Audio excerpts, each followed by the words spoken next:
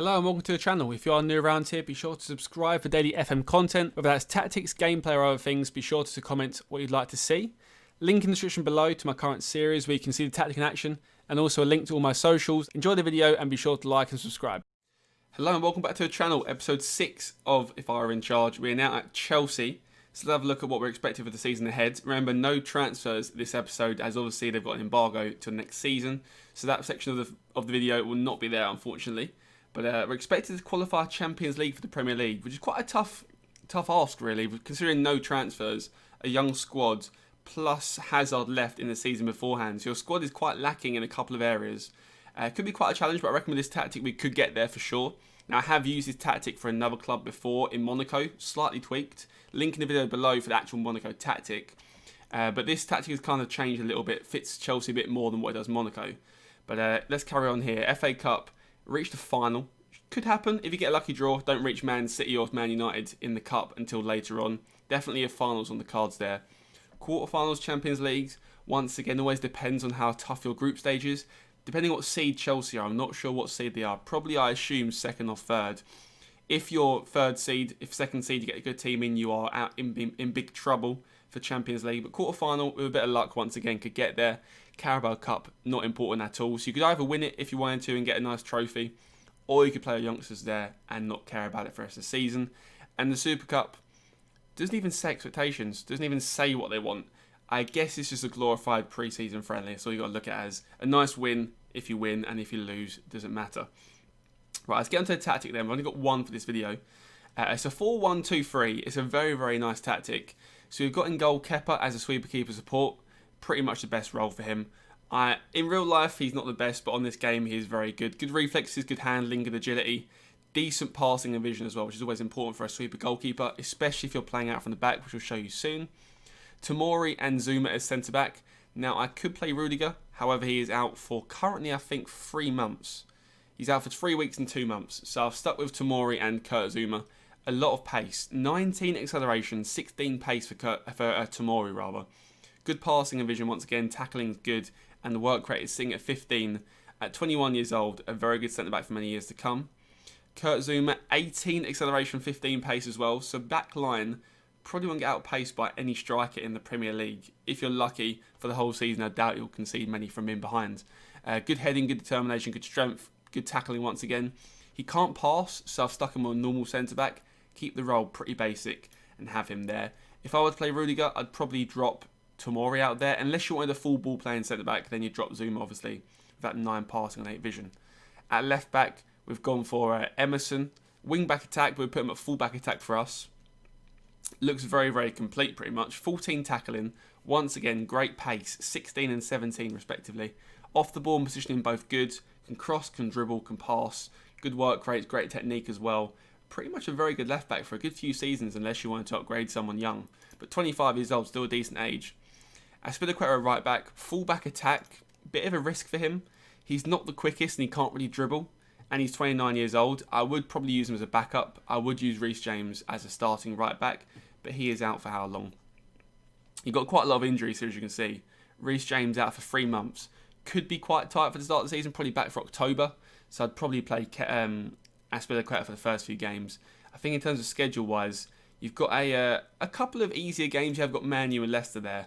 But playing Aspilicueta right back wouldn't be an issue for them. He's a good defender, 15 tackling, good teamwork, good work rate, good leadership as well, which is always important. So overall, the right back, defensive back 5 is actually a really good spot for Chelsea this season, especially with backup as well. We've got Jorginho, DLP. Now in the Monaco tactic, we play a ball winner. However, with Jorginho's better on the ball than a lot of Monaco holding midfielders. So we've got 18 passing there, 16 tackling, 17 teamwork, 15 plus anticipation, decision making, work rate and vision, which is always important for a DLP. Physicals quite good, 27 years old. I'd say he's probably one of the best DLPs. I haven't used him this year, so looking at him, I'd say probably one of the best DLPs out there, I'd say, especially available at Chelsea especially. By the way, guys, I'm wearing a West Ham shirt. Ignore that. I'm not sure why I've chosen it for a London derby or a London rival. Ignore the shirt selection. A little bit biased, but we kind of do well with Chelsea here. Kante, box to box. Very, very good role for him. 20 tackling, 20 work rate, 20 teamwork, 15 off the ball and positioning. If they're both high, you've got a good box to box. Stamina's 20. He can pretty much run for the whole game. The only issue is technicals, 11 dribbling, 10 finishing, 12 first touch. He won't do much offensively for you. I'd say stick some individual tactics on him to give him the ball to AP rather than to run himself. But off the ball, as a box-to-box, he's a very, very handy player. 28 years old, got a few years left at least. In pretty much all these players, you've got a few years left. Kovacic, AP attack from centre mid, probably one of the most overpowered roles this FM. 17 dribbling, passing and technique, 16 vision, decision making 16, flares 16, composure's 14. He will be very, very good for you. I know he's on the left and he is right footed, but it doesn't make too much of a difference at all. It hardly makes a difference. You can play him if you want to on the right, but I feel like APs work a lot better with inside forwards than they do with wingers. On right wing, we've got Pulisic, winger attack, pure pace, again, 17 acceleration, 15 pace. When Reece James is behind him, a partnership could be very, very handy there. We've gone for winger attack. I know his anticipation is not the best. However, I think it's more direct for someone that's quick rather than having someone in support, which increases their work rate, but I'd rather have attack. 16 dribbling, 16 first touch, 15 technique, 12 passing lacks and 11 crossing lacks. We're not really here to cross the ball that much. We're here to get him directly down the pitch, push the team up, and cause some problems for defenders. Left inside forward, Willian, 30 years old. Now, this is a position I would improve next season when you have got money to spend. Obviously, the embargo's up, so you can't spend money. But 17 dribbling, 16 technique, good vision, 19 work rate is pretty incredible for a 30-year-old Brazilian winger, which is quite surprising, actually. Pace is good, his balance is quite poor, but he will get quite a few goals. 11 finishing, 13 composure seems quite poor, but on the actual game, that will score you quite a few goals from inside forward support, especially mixed with his dribbling and his composure and determination and passing and technique. All of that will be a very, very nice assist maker and goal taker as well. Tammy Abraham is a very, very good striker this year. I've got to say, I didn't think he would be. 21 years old, 5-star potential as well. 17 work rate, 16 finishing, 14 composure, good pace, good strength, 6'4" as well. He will score a lot of goals. I mean, if I were you, I would probably move on with a better striker in a couple of years. Once again, when the embargo's lifted, you have got £279 million sat there waiting for you to spend. 126 mil transfer budget. So definitely look for probably a striker, I would say. A left winger, maybe a new DLP if you're not a fan of Jorginho, 27 years old. You could go for a ball winner, makes the two in front a bit less defensively reliant. However, you have got Kante, so defensively you're pretty much perfect there. In terms of backup options, you've got Alonso for left back. Hudson-Odoi, don't know how good he is this year. I've not really used him. Reece James, very good right back. Mason Mount, easily could replace Kovacic if you wanted to. He's 20 years old, a lot of potential.